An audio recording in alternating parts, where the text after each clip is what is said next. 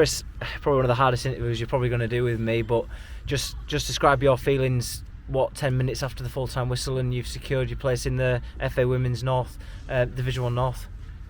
Yeah, it's been a difficult week in terms of trying to keep your feet on the ground. Everybody that I spoke to, was saying, he's got to be a 15-goal swing, etc. But you just, as we all know, mate, being in football so long, you just never ever know. And it was so important that we got the girls focused, and we just came here and did it everything. And as you saw there, mate, it was an unbelievable performance. We've come up against a team 19 unbeaten, just missed out.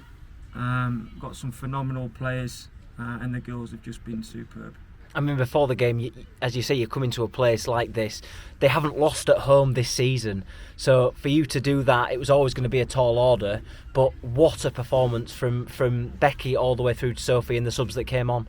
Yeah, this week, mate, they're just an unbelievable group. On Wednesday they were focused, Thursday they were focused, and today was just again a continuation of that.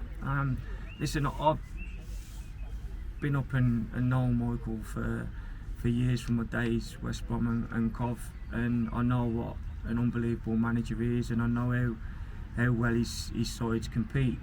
But it was just keeping that belief to get over the line, and you know what, to do it ourselves, not rely on anybody else.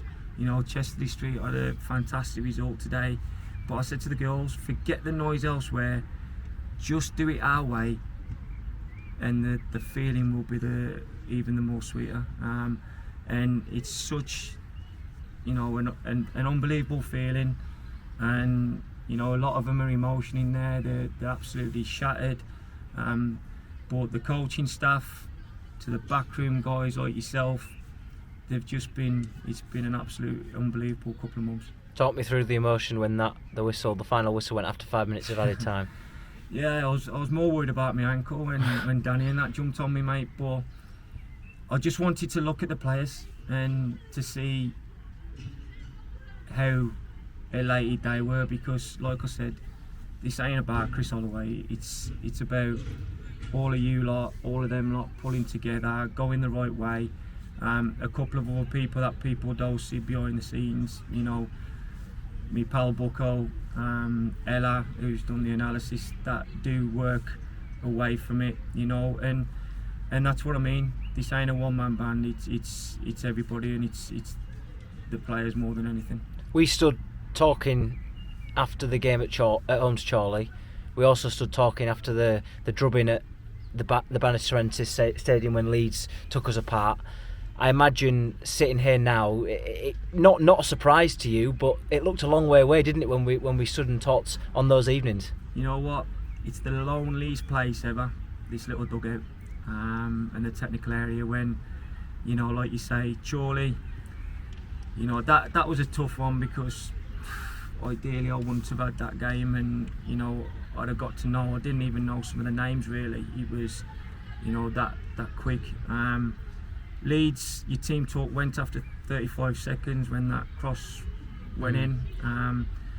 And people, I've said to the girls that other than us in that dressing room, I think a lot of people thought we'd fail, and we've just kept together and used all the doubts as the motivation, comments and stuff like that, and to a person in there that absolutely drove it, and I couldn't have wished for a better group of girls to lead and to push over the line. And just a word on the supporters as well. A couple here today, even young Jack, who obviously follows the team home and away, who just played a game in Redcar at 2 o'clock to get over here for the kick-off. They've welcomed you in as one of their own as well, haven't they?